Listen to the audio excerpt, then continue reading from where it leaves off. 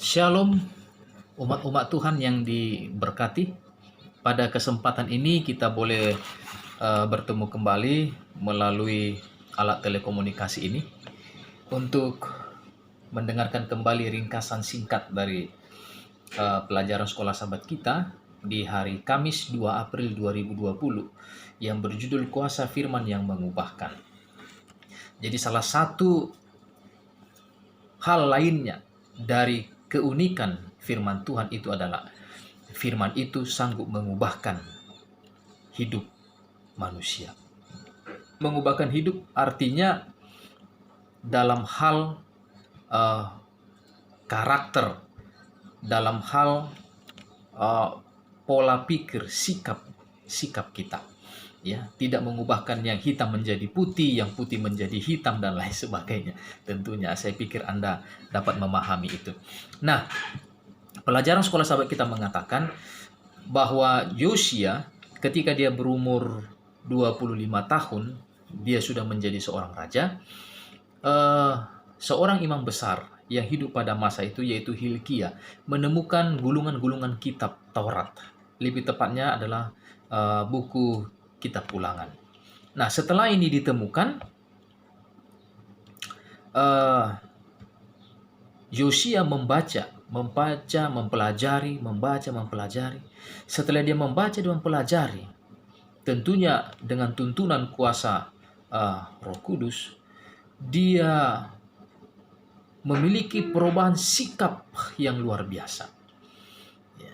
Pemahaman dia terhadap kitab yang dia telah baca itu telah membuat dia diubahkan. Apa buktinya? Dia ingat-ingat perbuatan ayahnya dan juga perbuatan kakeknya Manasye. Ya. Apa yang telah diperbuat oleh ayahnya Amon, ya, dan juga Manasye kakeknya di masa-masa pemerintahan mereka yang terdahulu.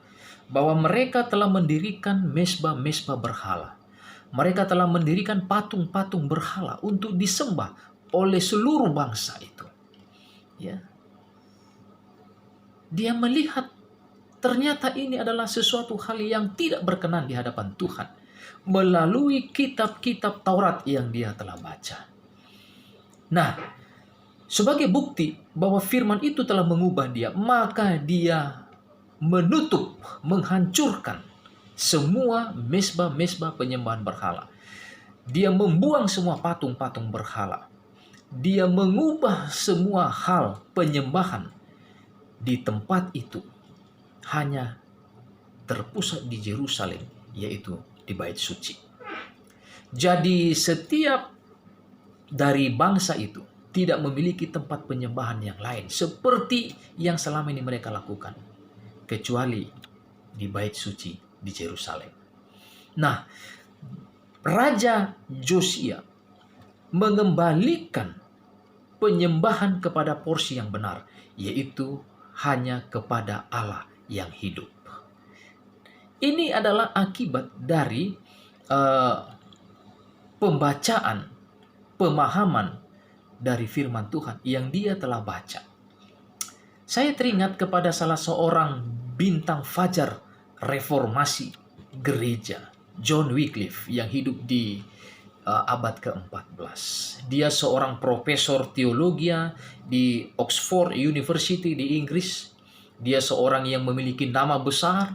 Dia seorang yang memiliki jabatan yang sungguh luar biasa. Dia seorang penasihat Raja Inggris pada masa itu. Secara duniawi dia memiliki apapun yang bisa dia inginkan. Ya, dari jabatannya, dari pendidikannya. Namun ketika dia menemukan firman Tuhan, ketika dia membaca firman Tuhan, hatinya tertegun. Ketika dia menemukan, ternyata keselamatan itu hanya ada di dalam Yesus Kristus. Dia belajar firman Tuhan, dengan bahasa kuno yang ada pada saat itu. Karena di abad ke-14 Alkitab tidak bisa dibaca oleh semua orang. Karena penulisannya dalam bahasa kuno. Itu sebabnya John Wycliffe, seorang bintang fajar reformasi, ya, salah satu usaha yang paling dikenang dari dia sebagai seorang reformator di gereja ini adalah dia menerjemahkan firman Tuhan itu, Alkitab itu, dari bahasa kuno ke bahasa yang dapat dimengerti oleh semua orang yang hidup pada zaman dia, terlebih khusus yang ada di negara Inggris tentunya. Dia menerjemahkan Alkitab dari bahasa kuno ke bahasa Inggris, bahasa yang dimengerti oleh banyak orang. Sehingga ketika banyak orang membaca firman Tuhan, maka perubahan-perubahan terjadi di dalam diri orang-orang yang ada di Inggris pada masa itu. Di dalam buku Kemenangan Akhir, ya, dituliskan halaman 98-99. Perubahan yang sangat drastis terjadi di banyak warga negara Inggris pada saat itu, karena mereka telah membaca firman Tuhan. Ya, 50% lebih yang telah menerima kebenaran itu dan hidup mereka diubahkan. Lebih hari lebih dekat kepada Tuhan, diubahkan menjadi lebih baik, diubahkan menjadi berkat bagi orang lain, diubahkan sehingga tidak takut menghadapi apapun di dalam dunia ini yang berhubungan dengan keimanan mereka, karena mereka telah menemukan iman yang sungguh-sungguh. Mereka telah menemukan firman yang sanggup mengubahkan mereka. Nah, pelajaran kita mengatakan salah satu kesaksian terbesar, salah satu kesaksian yang paling nyata yang bisa dilihat bahwa firman itu mengubahkan manusia adalah dari kehidupan seseorang yang berubah. Josia, dia berubah menjadi seorang raja yang lebih rohani, yang membawa seluruh warga kerajaannya untuk hidup dekat kepada Tuhan.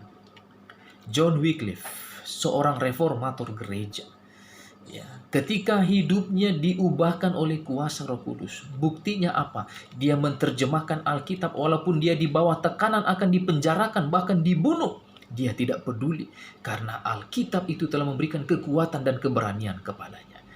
Sehingga banyak orang-orang Inggris pada saat itu yang berubah, ya, untuk lebih baik. Nah, perubahan-perubahan seperti inilah yang nyata akan terjadi bila mana kita membaca firman Tuhan dan kita pun akan diubahkan. Tentunya Alkitab kita yang unik ini, ya, Alkitab kita yang unik ini, yang berisi sejarah, yang diilhami melalui nubuatan, dan yang juga sanggup mengubahkan hidup seseorang. Maka Alkitab kita yang unik ini harus diterjemahkan dengan cara yang unik. Bagaimana caranya? Caranya adalah biarkan dia, Alkitab, menafsirkan dirinya sendiri. Bagaimana caranya? Ya, sebagaimana Roh Kudus telah menuntun para penulis-penulis Alkitab. Maka ketika kita membaca firman Tuhan, pastikan engkau mengundang roh yang sama, yaitu Roh Kudus untuk menguasai pikiranmu. Sehingga ketika engkau membaca firman-firman Tuhan, kalimat-kalimat firman Tuhan, maka roh yang telah menuliskan firman itu di masa yang lalu akan menuntun pikiranmu. Sehingga apa yang kita dapatkan pengaplikasinya dalam diri kita sesuai dengan firman Tuhan. Alkitab itu menafsirkan dirinya sendiri. Jangan pernah kita gunakan kecerdasan kita, kepintaran kita. John Wycliffe, seorang profesor teologi, dia tidak sanggup menerjemahkan itu. Itu sebabnya dia mengatakan bahwa keselamatan ini hanya ada di dalam Yesus Kristus. Dan dia mengatakan kemutlakan terhadap firman Tuhan, yaitu Alkitab. Sola Scriptura. Ya. Jadi saya meminta kepada kita, menghimbau kepada kita, ketika kita membaca firman Tuhan, mari undanglah Roh Kudus, roh yang telah menuntun orang-orang pada masa dahulu kala menuliskan firman Tuhan itu untuk menuntun kita. Sehingga ketika kita membaca firman Tuhan hari lepas hari, hati kita akan dibaharui, hidup kita akan diubahkan, kita lebih mengenal Tuhan dengan baik.